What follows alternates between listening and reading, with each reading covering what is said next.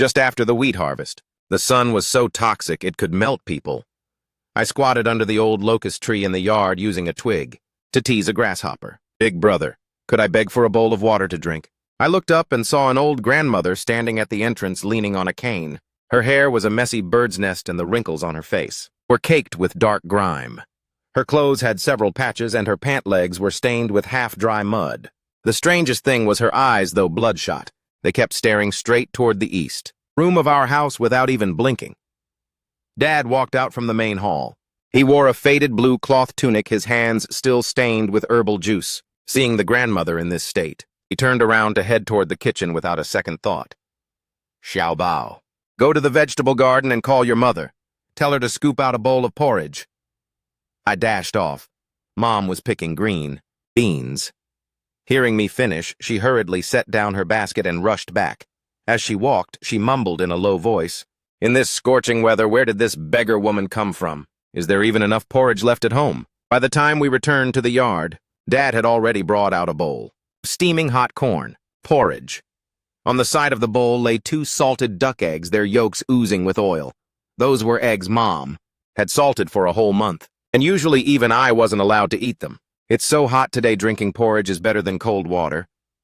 Dad handed the bowl to the grandmother and even moved a small stool for her to sit on. The grandmother took the bowl and her murky eyes suddenly lit up, staring intently at my dad for a good while. Instead of drinking right away, she slowly took a turn around the yard. Our house was a standard northern rural courtyard layout, 3 main rooms and 2 side rooms each on the east and west. There was only this one old locust tree in the yard with a water well beneath it. The grandmother examined everything very carefully, muttering under her breath. No one knew what she was chanting. Mom pulled me behind the main hall entrance and whispered, "Could this old lady be a lunatic?" After pacing around, she finally stopped right in front of the east room. She stared at that battered wooden door, her brow furrowing tightly as her cane tapped on the ground 3 times. Each tap was exceptionally heavy. I noticed her hands were trembling slightly, her lips moving as if she were counting. Dad thought she was starving. "Old lady, take your time drinking, no rush." Only then did the grandmother sit down, raising the bowl to gulp it down. She drank very frantically, the porridge flowing down the corners of her mouth, yet she didn't even bother to wipe it. Out of the 2 salted duck eggs, she only ate one using a handkerchief to carefully wrap the other before tucking it into her bosom. After finishing, she handed the bowl back to my dad and suddenly asked old brother, "How long have you lived in this property, Dad's?" Honest reply was since my grandfather's generation, later during the land reform this courtyard was allocated to my family. The grandmother then asked, "What about the previous owners? Do you happen to know?" Dad thought for a moment. "I heard from the elders that this used to be a landlord's estate surnamed Lu. They fled before the liberation."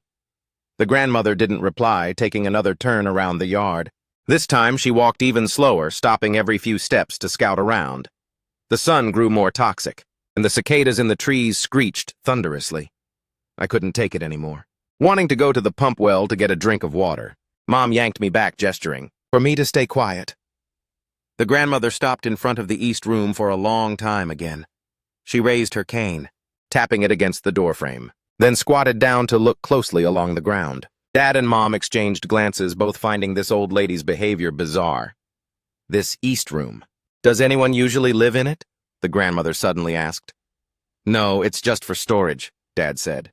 "The house has some years on it, the wall plaster is peeling off.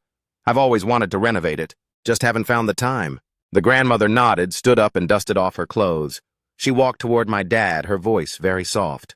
"Old brother, thank you for the porridge. I've traveled far and wide for so many years, and rarely run into a good person like you." "Don't mention it. It's just a small thing." Dad smiled amiably. "Take care on your way." Leaning on her cane, the grandmother walked out. As she reached the courtyard gate, she suddenly halted.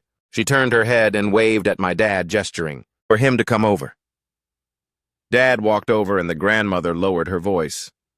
"Old brother, your house is about to have a disaster." Dad was stunned. "What do you mean by that?" The grandmother pointed her hand toward the east room, her voice dropping even lower. "That place isn't clean. Someone is going to shed blood within 20 days. Remember, absolutely do not let anyone move in there. Don't try to scare me, Dad laughed, thinking the grandmother was joking, but her expression was terrifyingly serious. "I'm not scaring you. You're a good person and I don't want to harm you. Just keep these words in mind, don't tell others. After speaking, she waved her hand and turned to leave. Dad chased after her for a few steps. Old lady, what you're saying is way too cryptic. What exactly is going on? But the grandmother walked incredibly fast, vanishing into the locust tree grove, at the village entrance within a few steps. Dad stood there still holding that empty bowl, his face full of bewilderment.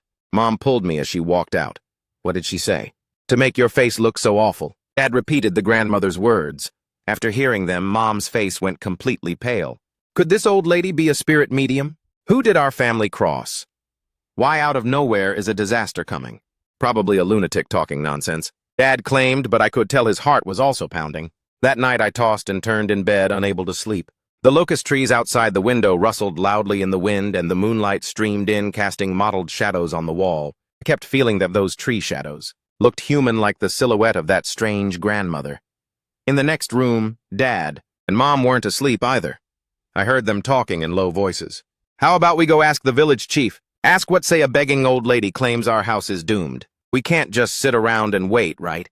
What could possibly happen? Our family is honest and we haven't done anything against our conscience. Besides, she told us not to let anyone stay in the east room, so we'll just try our best to avoid that side, won't we? Mom wanted to say more, but in the end, the words didn't come out. The house fell back into silence, with only the clock on the wall ticking away. Just as I was drifting off to sleep, I suddenly heard a chicken squawk from the yard. That was our old hen. She barely even squawked during the day. So what was she doing in the middle of the night? I scrambled up and pressed against the window to look out. Under the moonlight, the old hen was running out from the east room area, flapping her wings and screeching piercingly. She ran to the center of the yard, circling under the locust tree a few times, her feathers all puffed up. Finally, she dove into the chicken coop in the west room.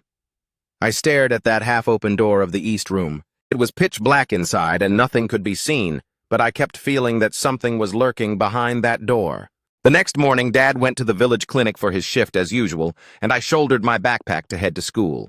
As I was leaving, I still heard Mom instructing, "Come back early after school. Don't play wild outside." The village primary school had only 3 classrooms, with grades 1 to 3 crammed together for lessons. I sat in the very back row, completely unable to process what the teacher was saying, my head entirely filled with that grandmother's words. Li Xiaobao. What are you spacing out for? The homeroom teacher, Mr. Wang, tapped my desk with his pointer. Have you copied the words on the blackboard yet? I hurriedly lowered my head to copy, but as the pen tip skimmed across the paper, the words I wrote turned out crooked and distorted. My deskmate Erguzi nudged me. What's wrong with you? Are you running a fever? It's nothing. I shook my head. On the way. Home from school, I intentionally took a detour to check out the locust tree grove at the village entrance. The grove was completely empty with no sign of the grandmother at all. There were some footprints on the ground, but it was impossible to tell if they were left by her. When I got home, the yard was covered in wheat drying out, and Mom was holding a broom to turn the grain. Seeing me come back, she shouted, "Go do your homework right now, don't loiter outside." I threw down my backpack, wanting to go to the east room to find the marbles I saved up last year. Just as I reached the door, Mom suddenly yelled out, "Come back! Go look in your own room!" I was startled. I used to keep them in the east room, I said. You are not allowed to go over there. Mom was rarely this fierce. Your dad's herbs are all piled up in there, don't spill them for me, I could only reluctantly. I turned to my own room. Leaning by the window to look out, I could see right toward the east room's door. The door crack was slightly open, pitch black inside, making it impossible to see what was there. Right at that moment, I saw that old hen emerge from the west room, strolling slowly toward the east room. She reached the doorway and suddenly stopped, her neck craning long as she stared into the room. I held my breath, wanting to see if she would go inside. The old hen stood at the door for a full minute, then suddenly began clucking wildly, her wings flapping as she retreated backward. She took a few steps back, turned around, and bolted, running all the way back to the west, room never coming out again. This scene sent a chill down my spine. Animals are usually the least afraid of the dark. This old hen of ours usually dared to go anywhere, so why didn't she dare enter the east room today, during dinner that night? I told my parents about this. Dad's hand picking up food paused, and he said, "Chickens can't talk. Who knows what it's thinking? I think that old woman was right."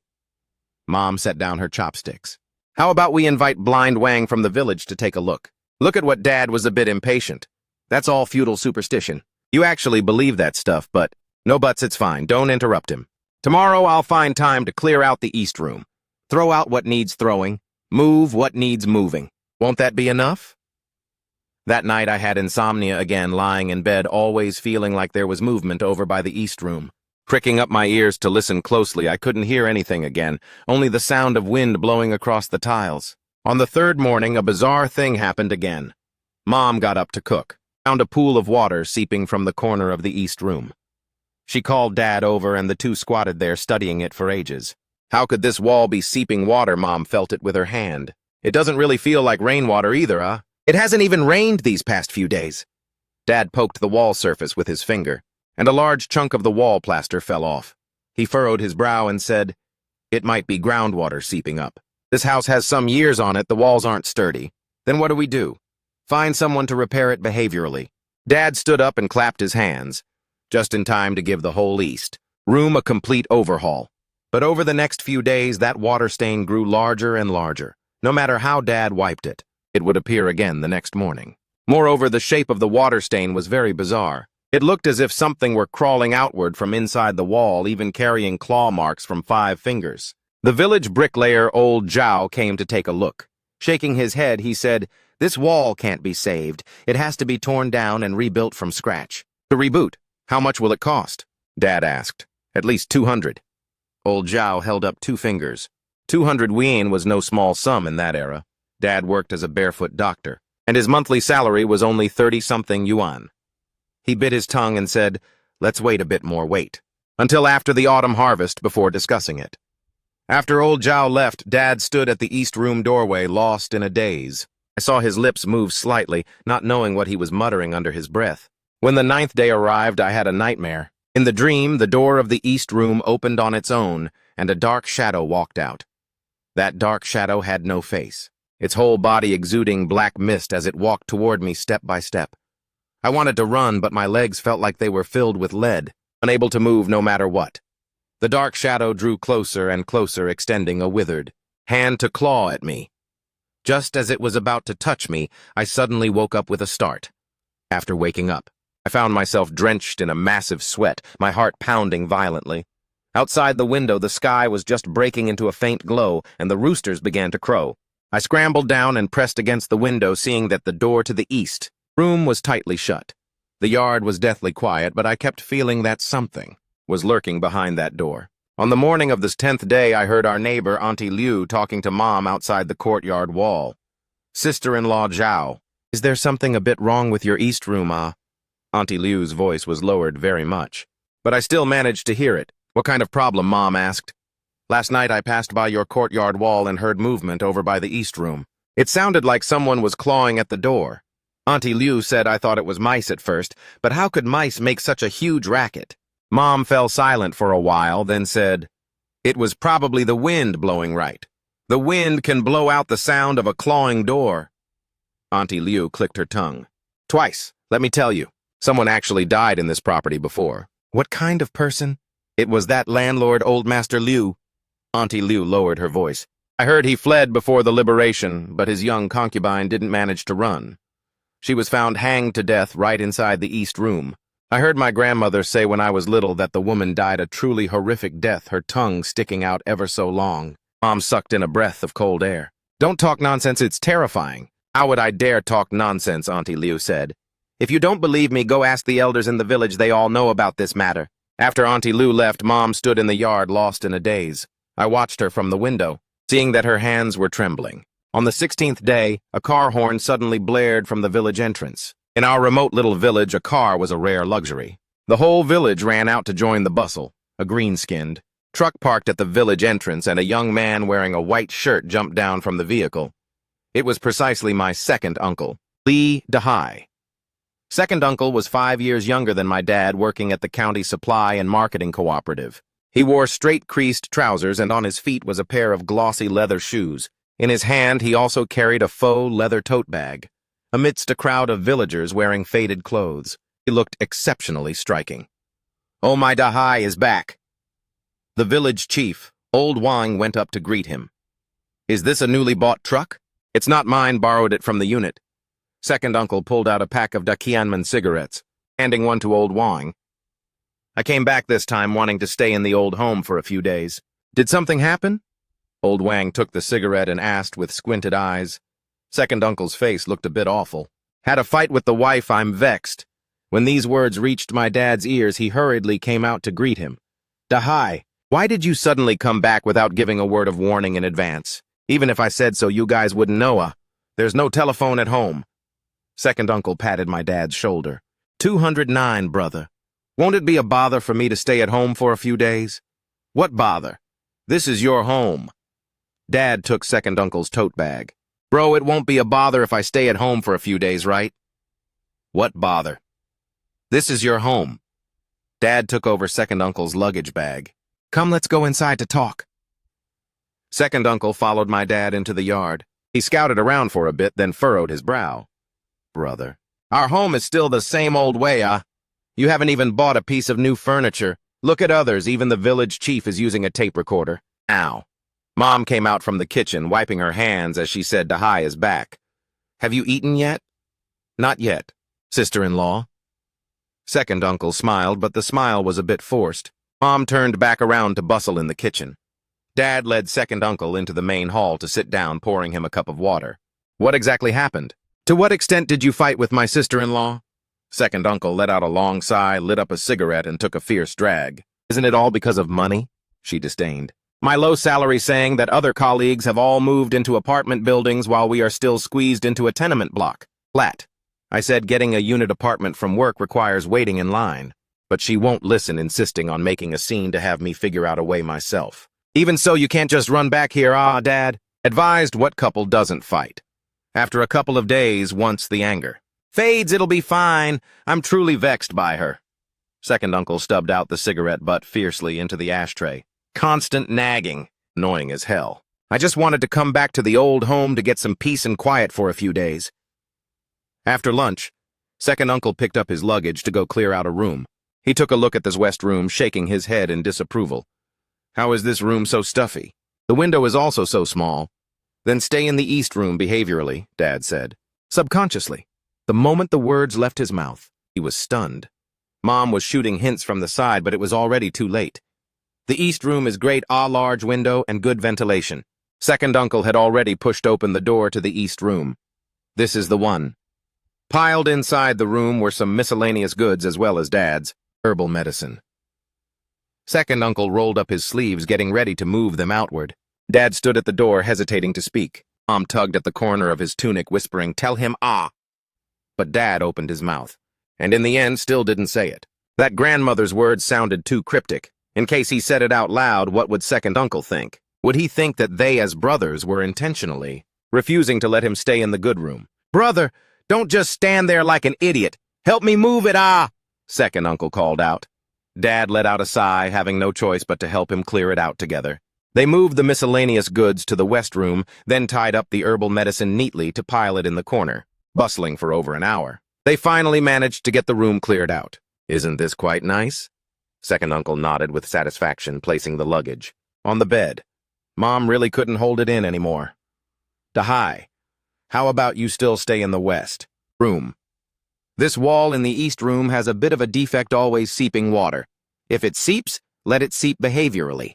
It's not like I'm sleeping on the floor. Second uncle didn't take it to heart. Besides, it's almost the start of autumn. Where would there still be so much water, Mom? Sister-in-law, I know you guys care about me. Second uncle interrupted her. I'll just stay. Here it's quite nice. Mom wanted to say more, but was stopped by Dad. He shook his head, signaling her to drop it. That night, second uncle went to sleep very early. Dad and Mom sat in the main hall, neither of them speaking. The clock on the wall moved very slowly. Every minute and every second felt like tormenting people. How about we wake him up in the middle of the night and make him change rooms? Mom proposed. Are you crazy? Dad said. Changing rooms in the dead of night. Besides, a disaster won't necessarily happen. That old woman might have just said it off the cuff. What if a disaster really happens? What could possibly happen? Dad was a bit irritated. Our home isn't some dragon's den or tiger's lair. Could it actually eat people or what? Though he said that he didn't sleep well the entire night. I heard him get up several times. Each time he would walk out into the yard, standing at the east room doorway to listen for movement. I couldn't sleep either, lying in bed staring at the moonlight outside the window, spacing out. The wind blew through the yard, the leaves of the old locust tree rustling as if someone were whispering in secret. Just like that, we spent a night on tenterhooks. The next morning, second uncle got up as usual, and nothing happened at all. He highly praised how comfortable the East Room was, saying it was way better than the tenement blocks in the county seat. Only then did my parents breathe a sigh of relief. Mom even began to suspect whether they had simply overthought things. The next few days were calm and peaceful. Second uncle strolled all around the village during the day and came back to eat and sleep at night. He brought me a box of match crackers and even taught me how to play with them. Xiaobao, when you grow up, second uncle will take you to the city to play. He squatted in the yard, patting my head. There are so many fun things in the city, 100 times better than the village. I nodded, thinking in my heart how great it would be if I could go to the city. But I always felt an indescribable unease in my heart. Every time I saw second uncle going in and out of the East Room, I would think of that grandmother's words. 3 days left, 2 days left. Time passed day by day and nothing happened. By the evening of the 17th day, a movie projectionist came to the village. In that era, showing a movie was a massive deal. Young and old from the entire village carried stools to go watch. The movie was Shaolin Temple. I had long heard from classmates that Jet Li's fighting was incredibly awesome. But Dad and Mom wouldn't let me go, saying it was too late, and I still had school the next day. I leaned on the courtyard wall, watching the 100-foot silver screen at the village entrance from afar, listening to the fighting sounds coming from inside my heart, itching with desire. Second uncle, however, did go to watch. By the time he came back, it was already almost 11 o'clock, his footsteps a bit staggered. He must have been drinking with people. Brother, that movie today was truly excellent. He pushed open the courtyard gate, shouting loudly, Shaolin Kung Fu is simply awesome. Keep it down, don't wake the child. Dad walked out from the main hall. Drank too much, right? Not much, just a few cups. Second uncle waved his hand. I'm heading back to my room to sleep. He reeled and staggered as he walked toward the East Room, pushed open the door and went inside. Before long, snoring sounds came from within. I pressed against the window, watching the East Room, a thought suddenly popping up in my mind. Today is already the 17th day, there are 3 days left. That night I had another nightmare. In the dream, the door to the East Room opened and that dark shadow appeared again. This time it wasn't walking toward me, but was standing at the door, beckoning to me. Its fingers were long and thin, just like withered tree branches. On the 18th day, everything went on as usual. Getting up in the morning, second uncle was in good spirits, even helping Mom feed the chickens. He wore a tank top and short pants, walking to and fro in the yard barefooted. Sister-in-law, these chickens of ours are raised truly fat. He squatted by the chicken coop, looking at that old hen.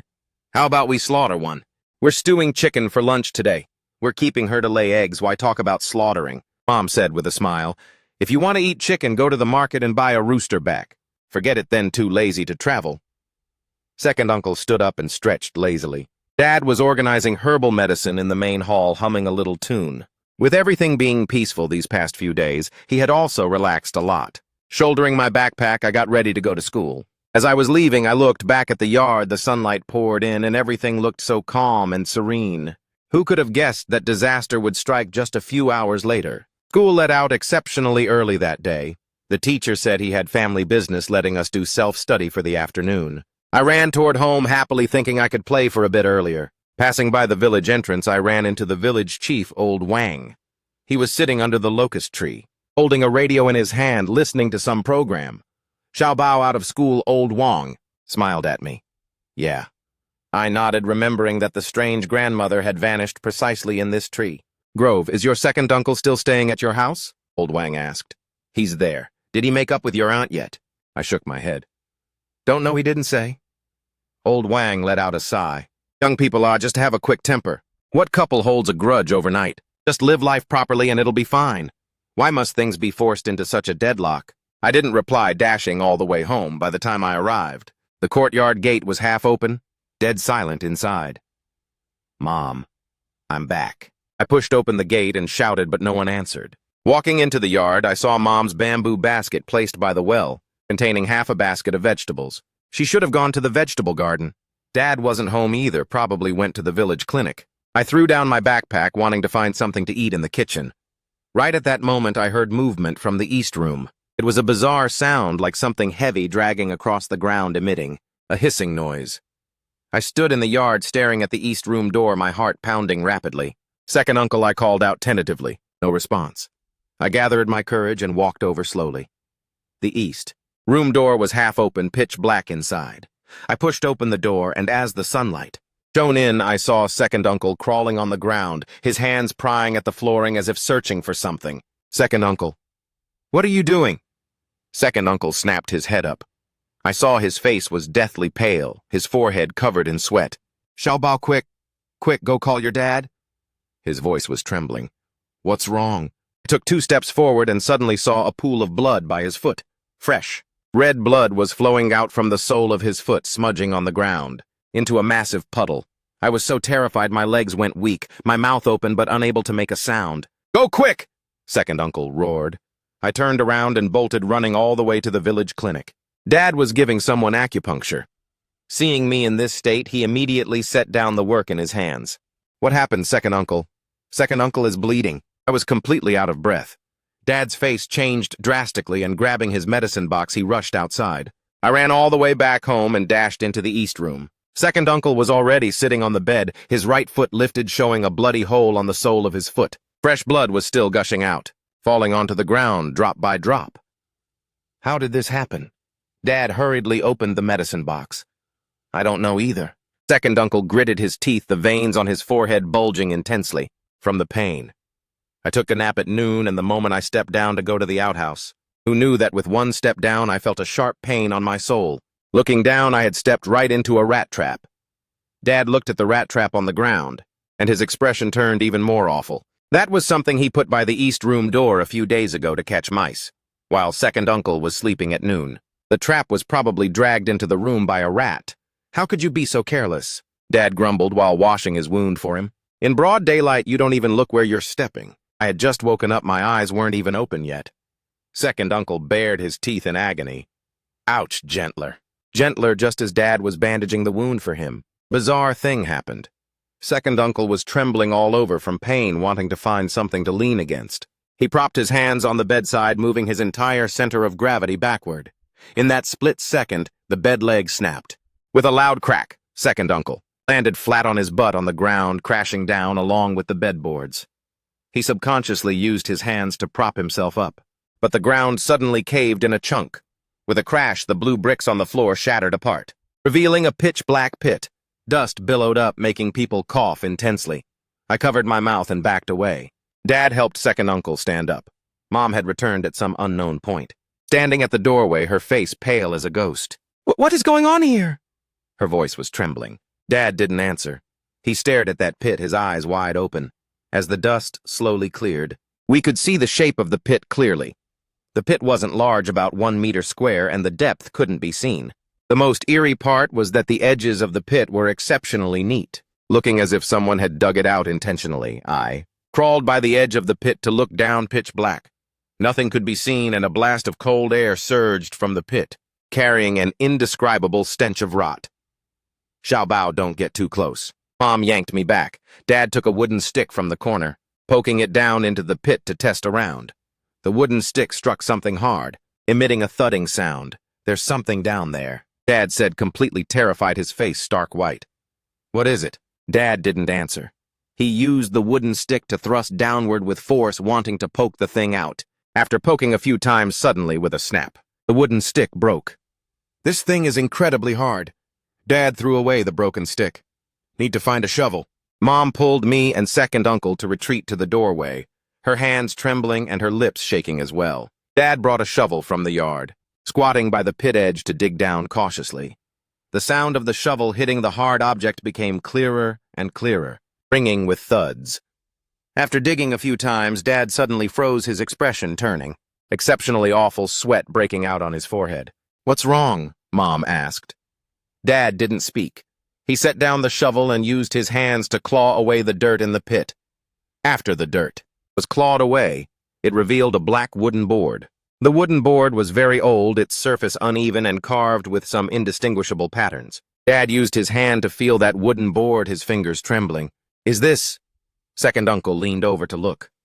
Dad took a deep breath, his voice dropping very low. This is a coffin board.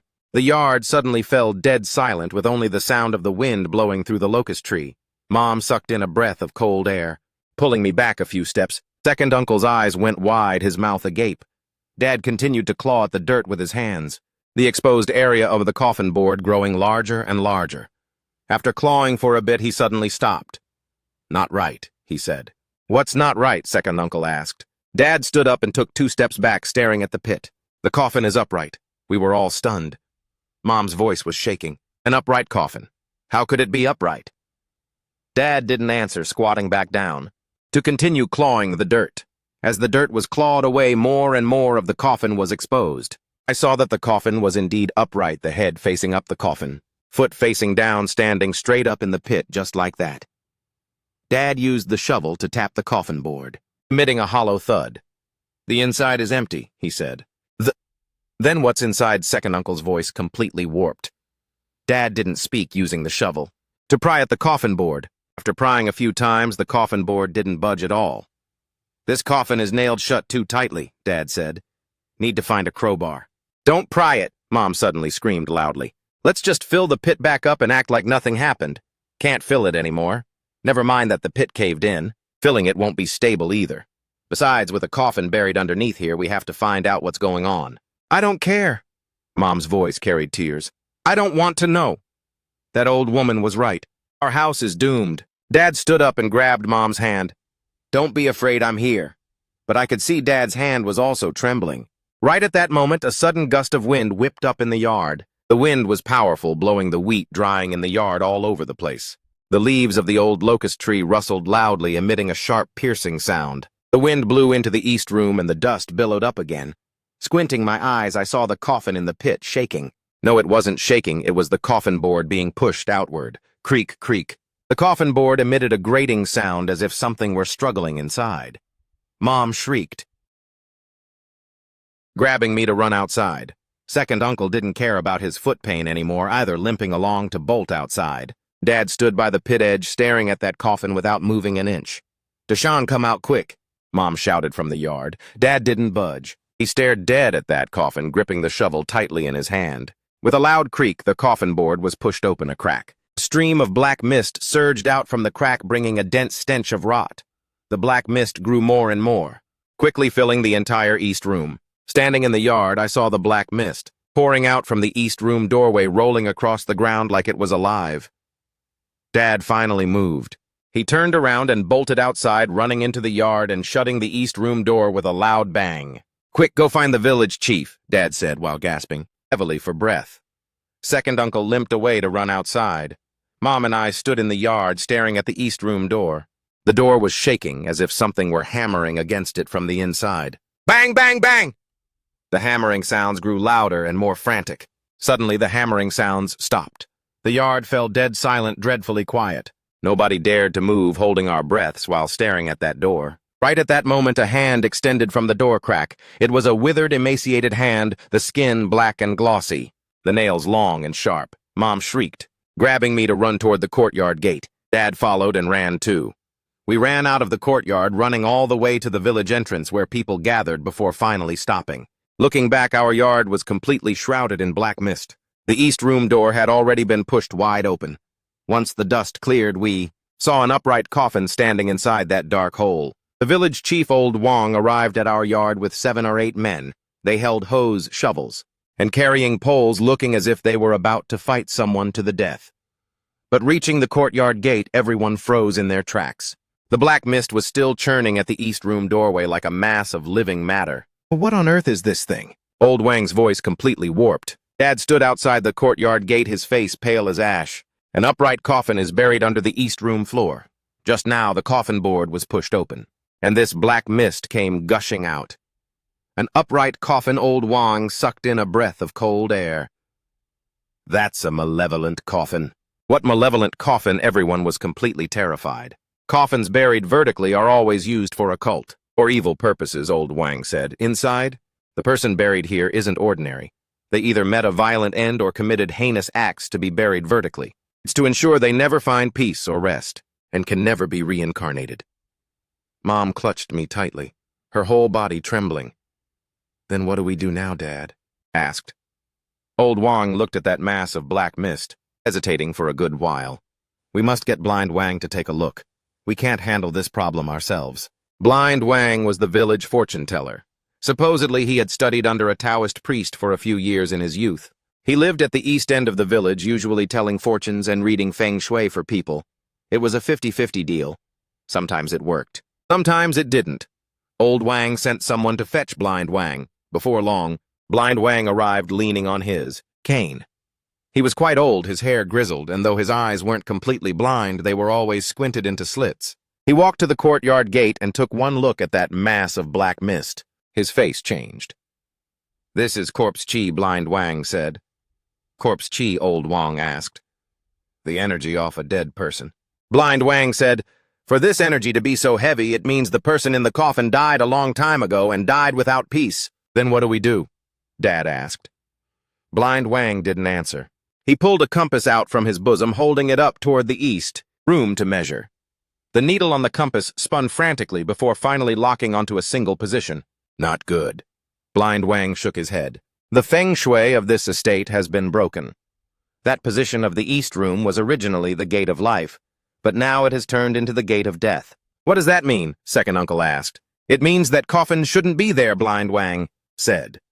"Someone intentionally buried the coffin at the gate of life position, transforming the living energy into deathly energy.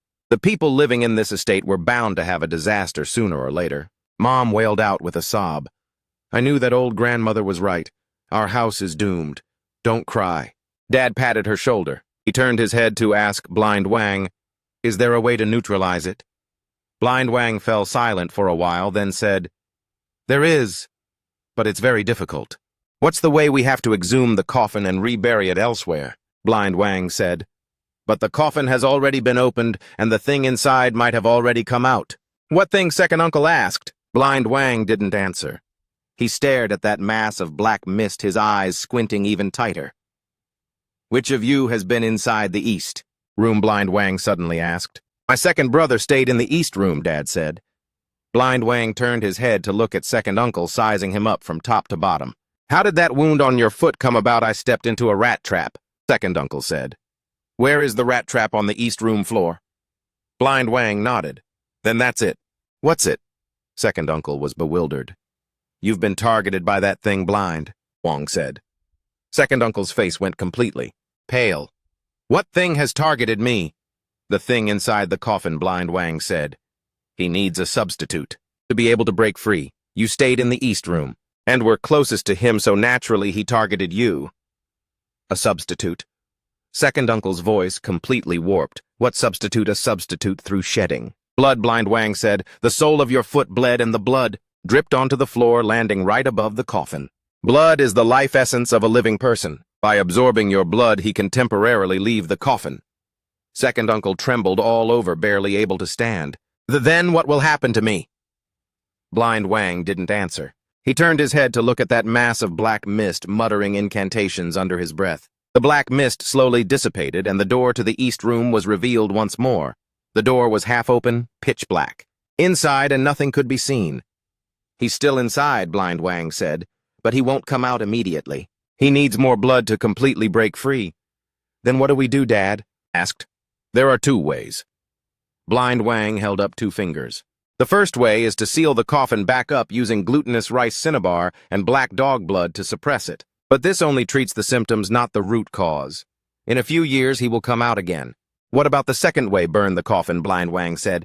"A single fire to burn it clean, until nothing is left. Burn the coffin." "Second." Uncle furrowed his brow. "That's probably not right behaviorally. After all, there's a dead person inside." "It's not a dead person," Blind Wang shook his head. "It's a fierce wraith." Everyone in the yard sucked in a breath of cold air. A fierce wraith. Dad's voice was trembling. "Yes," Blind Wang said. "The person buried in this coffin committed heinous acts in life. They found no peace after death, turning into a fierce wraith. Burying them vertically was precisely to suppress him, but now that the coffin has been opened, he has a chance to come out." "Then will he harm people?" Mom asked. "Yes," Blind Wang said. "And he specifically picks the people living in this estate to harm." Mom hugged me tightly, her whole body shaking. "Then let's hurry up and burn him," second uncle said. "No," Blind Wang shook his head. "We can't burn him right now. He has already absorbed your blood and has established a connection with you." If you burn him now, he will resist with all his might. When that time comes, the entire village will suffer the disaster. Then what should be done?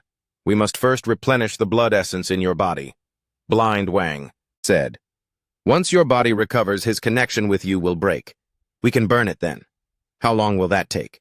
7 days, Blind Wang said. Within 7 days. You cannot bleed again, and you cannot be injured again. After 7 days, we will deal with that coffin. But, second uncle looked at the wound on his foot. This foot of mine is still bleeding. I'll stop the bleeding for you. Dad said. He pulled gauze and herbs out from his medicine box to re-bandage the wound for second uncle. During the bandaging, I saw that on the sole of second uncle's foot. The skin around that bloody hole had turned completely black. How did this happen? Dad asked. Blind Wang took a look and said, corpse venom. His energy entered the wound, forming corpse venom. Corpse venom. Dad's face changed drastically. Then what do we do? It's fine, it's not fatal, Blind Wang said, but it will be extremely painful. Moreover, the wound won't heal easily. Apply some herbs for him, it can alleviate it a bit. Dad hurriedly applied the medicine for second uncle. Second uncle bared his teeth in agony, the sweat on his forehead dropping down bit by bit. For these 7 days, your entire family cannot live in this estate, Blind Wang said. Find a relative's home to stay temporarily for a few days. Wait until I finish the ritual before returning. Then what about the east room, Dad asked. I'll seal the door first, Blind Wang said. Nobody is allowed inside. He pulled a sheet of yellow paper from his bosom using cinnabar to draw several talismans on it, and then pasted it onto the east room door. After pasting it, he scattered a ring of glutinous rice at the doorway. This can suppress him for a few days, Blind Wang said, but it's not a foolproof insurance. You guys should still avoid staying here. Dad nodded, turning to Mom to say, pack your things, we'll go stay at your mother's place for a few days. Mom hurriedly went inside to pack. I followed her in and saw her hands were shaking, unable to even fold the clothes properly. Mom, can we still come back? I asked. Mom didn't answer. She just held me, her tears dropping down bit by bit. We stayed at my maternal grandmother's house for 3 days. During these 3 days, second uncle's foot never got better, and the blackness around the wound grew deeper and deeper, even beginning to spread upward. By the night of the 3rd day, the blackness had already crawled to his ankle. Second uncle couldn't sleep the entire night from the pain, groaning non-stop. Grandmother brewed several batches of herbs for him, but none were effective. This isn't an ordinary injury, Grandmother said. Must go to the hospital to have it looked at. Early on the 4th day, Dad took second uncle to the county hospital. The doctor examined him for ages, saying he had never seen this kind of symptom before, recommending a transfer to a large hospital in the city. But second uncle refused to go. He said the hospital couldn't cure this, and that they had to find Blind Wang. Having no choice, Dad brought second uncle back to the village. Blind Wang took a look at second uncle's foot, and his expression turned very awful. How could it be this fast, he muttered to himself. What's this fast? Dad asked. The speed at which the corpse venom is spreading, Blind Wang said. Reasonably speaking, nothing should happen within 7 days. But it's only been 4 days, and the corpse venom has already spread to this extent. Then what do we do? It indicates that thing is more powerful than I imagined, Blind Wang said. He is accelerating the absorption of your second brother's blood essence. Second uncle's face went stark white. Then will I die? Blind Wang fell silent for a bit, then said, if we don't deal with it as soon as possible. You won't last 7 days. But didn't you say we could only burn the coffin after 7 days? Dad grew anxious. Plans can't keep up with changes, Blind Wang said. It seems we must make a move ahead of schedule. When tonight? Blind Wang said. While he hasn't completely broken free yet, we must strike first to gain the upper hand. What needs to be prepared? Black dog blood, glutinous rice cinnabar, and a peach wood sword. Blind Wang counted on his fingers. Also need to find a few brave men to help. Hearing that the coffin was to be burned, old Wang immediately assembled several young, strong lads from the village. They shouldered shovels, and carrying poles, and even brought along a large black dog. That black dog was raised by old Zhang's family in the village. Blind Wang mixed the black dog blood, glutinous rice, and cinnabar together, stirring it into a paste. Then he took a peach wood sword out from his bag, smearing those substances all over the sword blade. Ready, Blind Wang said. We go right now. The sky was already dark, the moon hiding behind the clouds, and the village was pitch black, holding flashlights. Our group of over a dozen people walked toward my house, reaching the courtyard gate. Everyone froze in their tracks. Our yard was dead silent, and the east room door still had that yellow talisman pasted on it. The talisman. Paper fluttered in the night wind, emitting a rustling sound. "You guys wait outside," Blind Wang said. "I'll go in first to take a look," holding the peach wood sword. He walked slowly into the yard. Reaching the east room doorway, he stopped staring at that yellow talisman for a bit. "Not good," he suddenly said. "What's wrong?" Dad asked. "The talisman is broken." Blind Wang pointed at the yellow talisman. "Look here. Crack has split down the middle." We drew closer to look, and sure enough, right down the middle of that yellow talisman, a thin crack had split open, looking as if it had been torn from the inside by something. "He has been out," Blind Wang said. "When it should have been last night," Blind Wang said. "The talisman was broken and I didn't sense it. It was my oversight. Then where is he right now? He might have gone back into the coffin. Or he might—" He didn't continue speaking, but everyone understood his meaning. "Can't worry about that much anymore, Blind," Wang said. "Let's burn the coffin first before anything else." He pushed open the east room door with a creak. The door opened pitch black inside with nothing to be seen. Blind Wang held up his flashlight to shine inside the beam of light striking that pit. The pit was still there, dark and gaping like a massive mouth. "The coffin is still here," Blind Wang said. He walked to the edge of the pit and looked down. The coffin was still upright, the coffin board, half open, revealing a crack. "Haul it up," Blind Wang said. Several lads walked in, using ropes to loop around the coffin and hauling upward with all their might. The coffin was extremely heavy, and it took several men hauling until they were drenched in sweat just to pull the coffin halfway out. Right at that moment, the coffin suddenly jolted. "Stop!" Blind Wang shouted loudly. Everyone froze. "What's wrong?" someone asked. "There's something inside," Blind Wang said. The moment the words left his mouth, the coffin board was suddenly pushed open. A hand reached out from inside the coffin and grabbed the rope. The lad pulling the rope shrieked in absolute terror, letting go of the rope. The coffin dropped back into the pit with a loud thud, kicking up a cloud of dust. "Get out quick!" Blind Wang yelled. Everyone bolted outside. I was dragged along by Dad, stumbling wildly. Running into the yard, I looked back and saw a cloud of black mist erupting from the east room. The black mist grew thicker and thicker, quickly filling up the entire east room. Then a dark shadow stepped out from the black mist. It was the figure of a woman. She stood at the east room doorway, motionless like a statue. "It's her," Blind Wang said. "Landlord Liu's young concubine. Why would she be here?" a villager asked. "She was buried right under the east room floor," Blind Wang said. "Back then, when she was found, hanged to death in the east room, her corpse was buried on the spot. It was buried vertically precisely to suppress her resentment." "Why did she want to harm Li Dahai?" a villager asked. "Because Li Dahai stayed in the east room, making him the closest to her," Blind Wang said. "Besides, Li Dahai is an outsider carrying the scent of the city. When she was alive, she desperately wanted to go to the city, yet she was trapped in this village, ultimately dying here. She resents and hates anyone who can leave this village." That dark shadow suddenly moved. She slowly turned her head, looking over toward our side. I saw her face. Mom shrieked and covered my eyes. "Don't look into her eyes," Blind Wang yelled. "If you look into her eyes, your soul will be hooked away by her." Everyone lowered their heads, not daring to look at that dark shadow. Blind Wang raised his peach wood sword, chanting incantations under his breath. The peach wood sword emitted a faint red glow, shining upon that dark shadow. The shadow let out a shriek and retreated a few steps. "She's afraid of the peach wood sword," Blind Wang said. "Everyone chant along with me."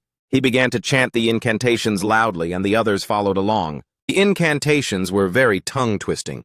I couldn't understand them, but I chanted a few lines along with them.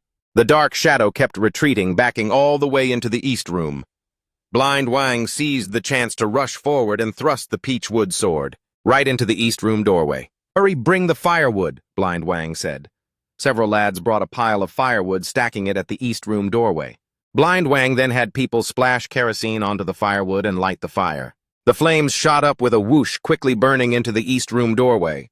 The fire grew larger and larger, igniting the entire east room. The dark shadow struggled within the flames, letting out tragic shrieks. The shrieks were exceptionally piercing, like countless needles, stabbing into the eardrums. Covering my ears, I watched that dark shadow slowly vanish within the flames. The fire burned the entire night. By the next morning, the east room had already burned down to a pile of ruins. Black ashes were piled up on the ground, still emitting green smoke. Blind Wang held a shovel, rummaging through the ruins. After rummaging for a bit, he found that coffin. The coffin had already burned down to a pile of black charcoal with absolutely nothing left inside. "Burned clean," Blind Wang said. "She has completely vanished." Second uncle's foot began to take a turn for the better on the very next day. The blackness on his ankle slowly faded away, and the wound stopped bleeding as well. By the third day, he was already able to get out of bed and walk around. Dad hired a bricklayer to clear the ruins of the east room, clean, and then filled that pit back up. When filling the pit, Dad intentionally added several more layers of dirt, even pressing several massive stones on top. This way it'll be foolproof, Dad said. The east room was not rebuilt. Dad said that plot of land was unlucky. It would just be left empty to plant some vegetables or something in the future. Second, Uncle stayed at home for a few more days, and after the wound had completely healed, he went back to the city. Before leaving, he gave Dad a sum of money, saying it was for repairing the house. Brother, this time it was all thanks to you, second uncle said. If it weren't for you, this life of mine would be gone. We're all family, why say these things? Dad patted his shoulder. Go back and live your life properly with my sister-in-law, don't fight anymore. I know, second uncle nodded. In the future, I will truly cherish her. He left driving that green truck and vanishing into the locust tree grove at the village entrance. I stood in the yard looking at that empty patch of land where the east room used to be. Some wild weeds had grown on the empty land, swaying with the wind. Xiao Bao. What are you thinking about? Dad walked over and asked. I'm thinking about that old grandmother, I said. How did she know our house was doomed? Dad fell silent for a while, then said maybe she used to live in this village before and knew about this estate's history. Then why did she tell us? Because I gave her a bowl of porridge, Dad said. She's a good person who didn't want to watch us meet with disaster. But why didn't she make it clear earlier? Maybe if she said it, we wouldn't have believed it either. Dad let out a sigh. Some things won't be believed unless seen with one's own eyes. I nodded, feeling that what Dad said made perfect sense. That night I had another dream. In the dream, that strange old grandmother appeared once more. She was still leaning on her cane and wearing patched clothes, but the expression on her face was very peaceful. She smiled at me slightly and said, Xiao Bao, don't be afraid, everything has passed. Grandmother, who are you? I asked. I'm just a passerby, she said. I just happened to pass by and saw that your house was facing a calamity, so I gave a quick warning. Then where are you right now? I'm where I'm supposed to go, she said. You should head back too. I woke up. Outside the window, the sky was already bright and the roosters were crowing. I scrambled down and saw that the yard was completely empty. On that empty plot where the east room used to be, the wild weeds were swaying in the morning breeze. Everything had returned to peace. An antique collector came to the village a month later. He said he heard our village used to have a landlord, estate, and wanted to see if there were any valuable things. Old Wang took him around for a spin, finally arriving at my house. This estate belonged to landlord Lu before the antique collector asked. Yes, Dad. Said, then there must be good stuff inside. The antique collector's eyes lit up. Can you let me take a look? There are no good things left, Dad said. Everything was burned. Burned, the antique collector said, looking very disappointed. How did it get burned? There was a fire, Dad said. The east room was burned to nothing. The antique collector let out a sigh. Just as he was about to leave, he suddenly noticed that empty patch of land in the yard. He walked over, squatted down, and clawed at the dirt a few times. Something was buried under here, he asked. It was buried, Dad said. A coffin. A coffin. The antique collector froze for a moment. What kind of coffin? An upright one. The antique collector's face changed. An upright coffin. That is a massively malevolent object. It has already been burned now, Dad said. Nothing is left. The antique collector stood up and clapped the dirt off his hands. Burned is good. Burned is good. Keeping this kind of thing is nothing but a curse. He left. Before leaving, he even looked back at that empty plot of land. I stood in the yard looking at that empty patch of land, suddenly remembering something. Dad. The grandmother said someone would bleed within 20 days. But second uncle was injured on the 19th day, I said. There's still 1 day short, Dad. Froze for a moment, then smiled. Maybe she miscalculated, but she clearly said 20 days. Then it might be, Dad thought about it. It might be that counting from the moment she said those words to when second uncle got injured was exactly 20 days. I did the math, and it indeed seemed to be 20 days. Then she's truly incredible, I said. Yes, Dad said. So remember, for the future, one must be kind in life. Your dad, I gave her a single bowl of porridge, and she saved our entire family. I nodded. From then on, every time someone came to the house begging for water to drink, Dad would always give them a bowl of porridge, and would even throw in 2 eggs or a few steamed buns. Mom would occasionally complain, saying Dad was being way too generous when the family wasn't wealthy. But Dad always said, "Though we are poor, we can't live without a conscience. Lending someone a hand might bring good karma someday." I kept Dad's words firmly in mind. Many years later, I left the village and went to the city. Every time I returned to the village, I would always go take a look at that empty patch of land. The empty land was covered in wild weeds, and occasionally a few wild flowers would bloom. Nobody knew that an upright coffin had once been buried underneath, with a woman full of sky-high resentment lying inside. Nor did anyone know that a strange old grandmother had saved our entire family with a single sentence. Sometimes I would think, what if Dad hadn't given that grandmother a bowl of porridge back then? What would have happened? Maybe second uncle would have died. Maybe our entire family would have died. Or maybe that female ghost would have kept harming people, harming even more people. But none of these things happened. All because Dad gave a stranger a bowl of porridge. It was just that simple.